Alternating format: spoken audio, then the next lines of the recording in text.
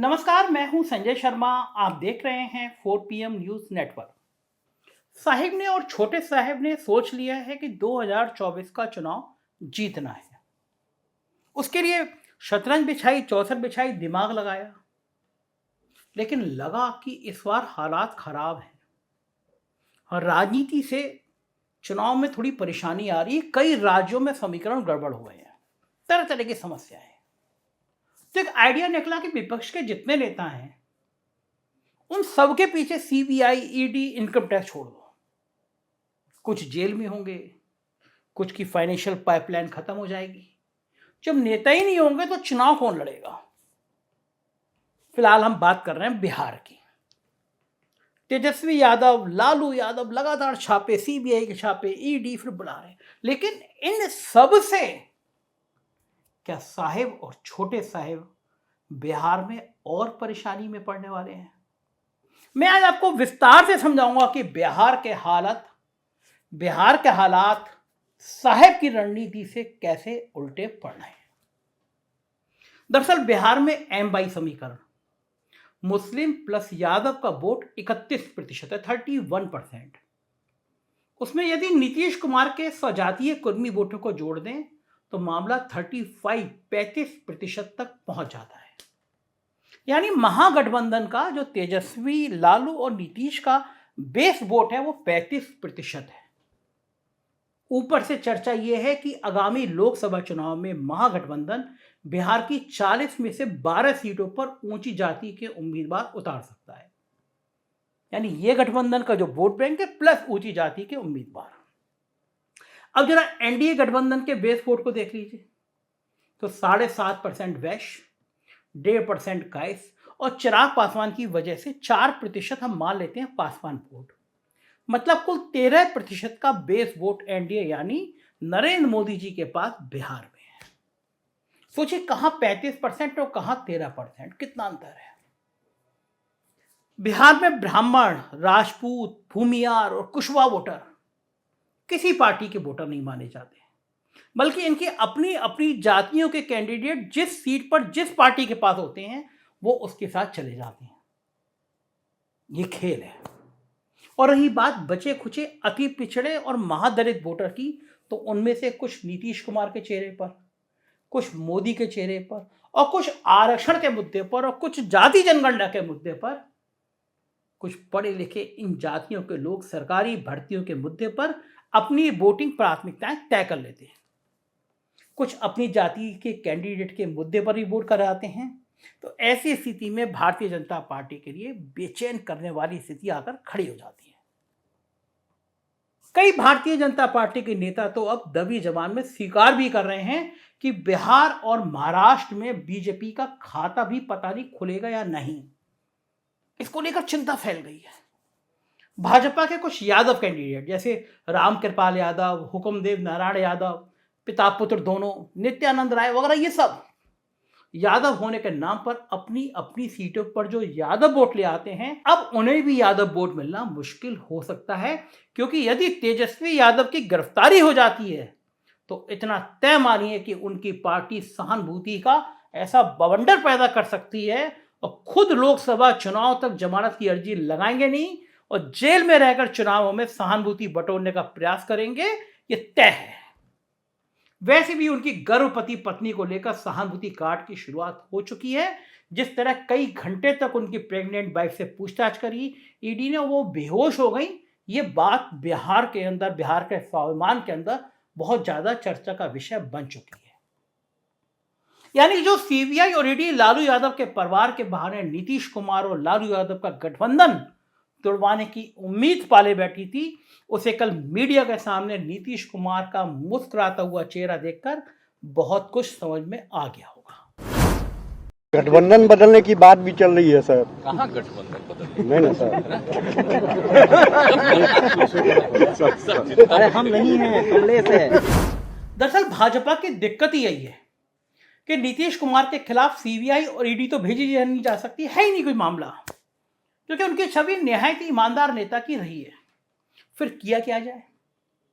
तो रणनीति यह बनाई गई कि तेजस्वी यादव पर दबाव बनाया जाए कि वो नीतीश बाबू का साथ छोड़ दे और खुद की सरकार बना ले और भाजपा विधानसभा से वॉकआउट करके तेजस्वी यादव की सरकार का बहुमत साबित करा देगी।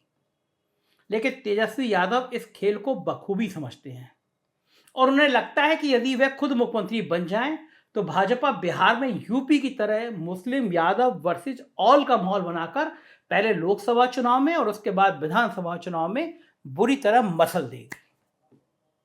तेजस्वी को यह भी पता है कि जैसे ही नीतीश कुमार के हाथ से मुख्यमंत्री पद छूटा वैसे ही नीतीश का वोट बैंक कुर्मी और अति पिछड़ा महादलित ये सब भी हिंदुत्व के नाम पर भाजपा के साथ जा सकता है। जैसे यूपी में मायावती का vote bank Bharatiya Janata party के साथ जाकर लाभार्थी वोट बैंक बन गया। लिहाजा लोकसभा चुनाव तक तेजस्वी किसी भी कीमत पर नीतीश कुमार को हटाने की सोच भी नहीं सकते और यदि नीतीश कुमार मुख्यमंत्री की कुर्सी पर तक लोकसभा चुनाव तक टिके रहे तो फिर तय मानिए कि बिहार में भारतीय जनता पार्टी को खाता खोलने में भी मुश्किल आ सकती है।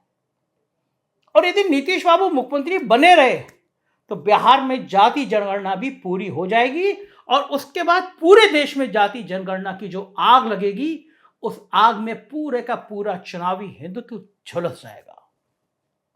ये बातें बीजेपी और आरएसएस दोनों को अच्छी तरह पता है।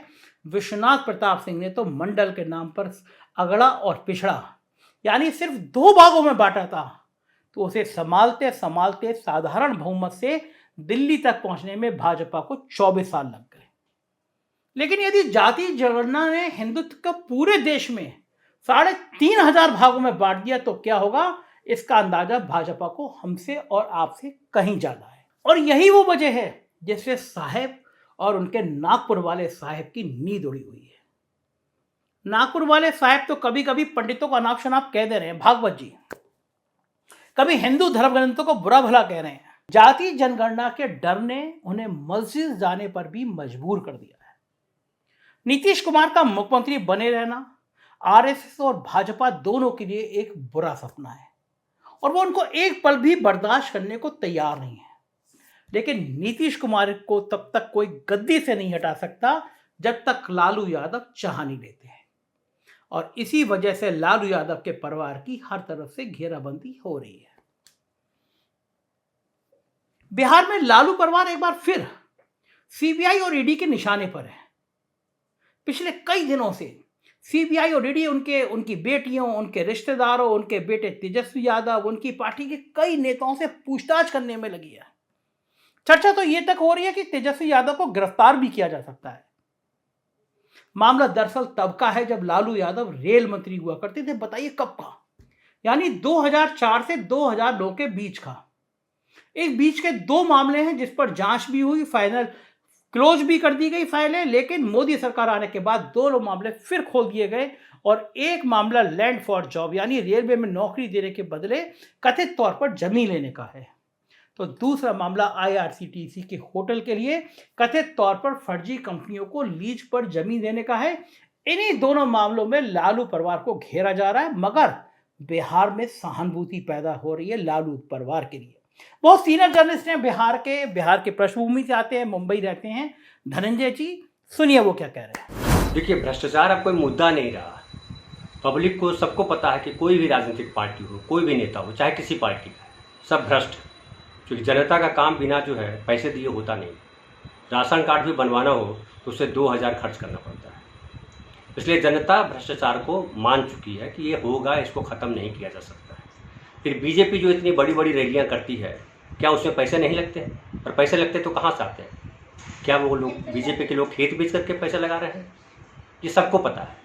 तो जिस तरह से तेजस्वी के पीछे या कहिए लालू यादव के पीछे बीजेपी ने ईडी सीबीआई को लगा दिया है, ये आज से थोड़ी जांच कर रही है। क्या जांच करते हैं भाई? नीतीश कुमार ने बहुत सही कहा है कि आप 5 साल से जांच कर रहे हो, क्या जांच रहे हो?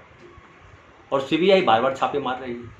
अभी जो ये बात चल रही है कि लालू जी ने खुद कहा है कि उनकी जो प्रेग्नेंट बहू है उसको परेशान किया। 16-16 घंटे आप बात कर रहे हैं, पूछताछ कर रहे हैं।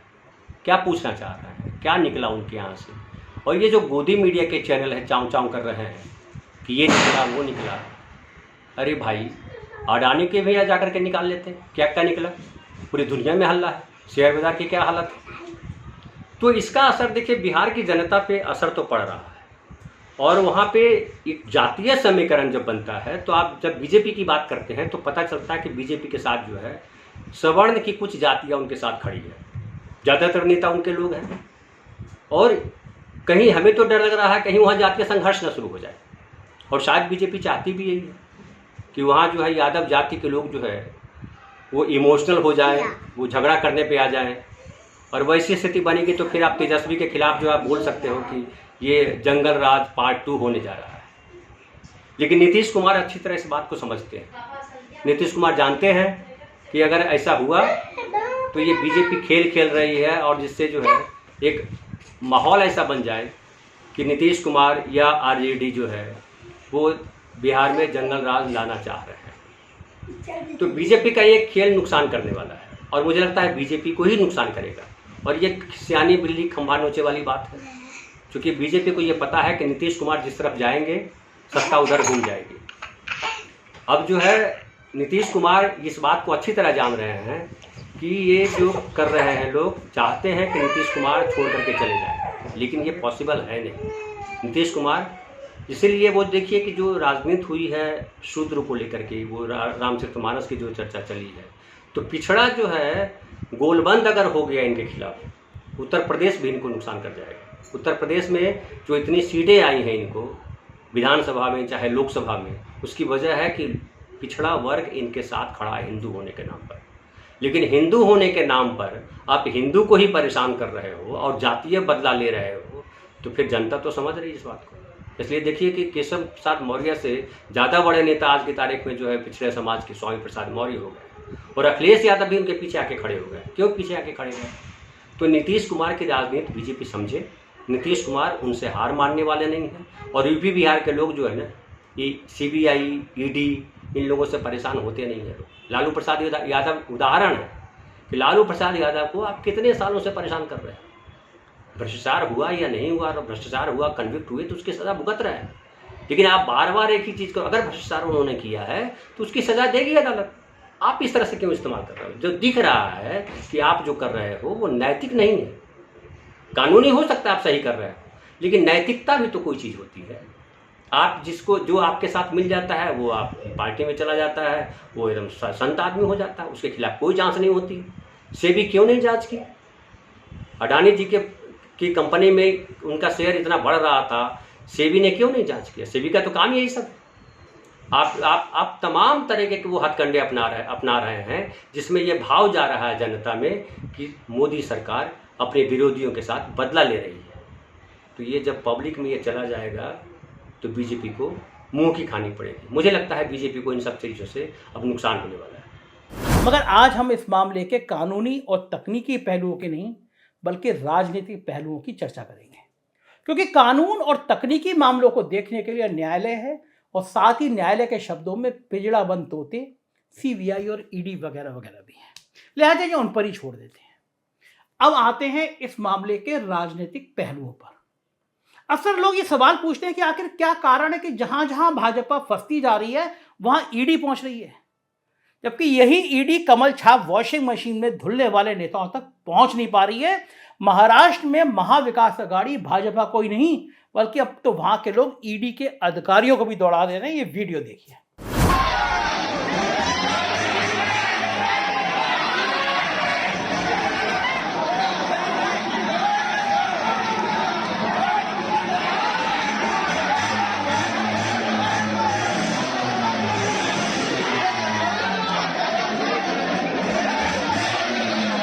दिल्ली में ना तो भाजपा के हाथ में विधानसभा रही, ना ही एमसीडी। ऐसे में केजरीवाल साहब के दो best performing minister Manish Sisodia, Satyendra Jain ED की गिरफ्त में हैं, और अब लालू परिवार पर निशाना।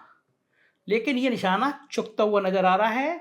ये आपको पता चलेगा, आने वाले वक्त में पता चलेगा। बिहार में लालू परिवार को घेरने की रणनीति कहीं साहेब और छोटे साहेब के लिए परेशानी ना बन जाए, इस पर 4 PM की निगाह बनी रहेगी।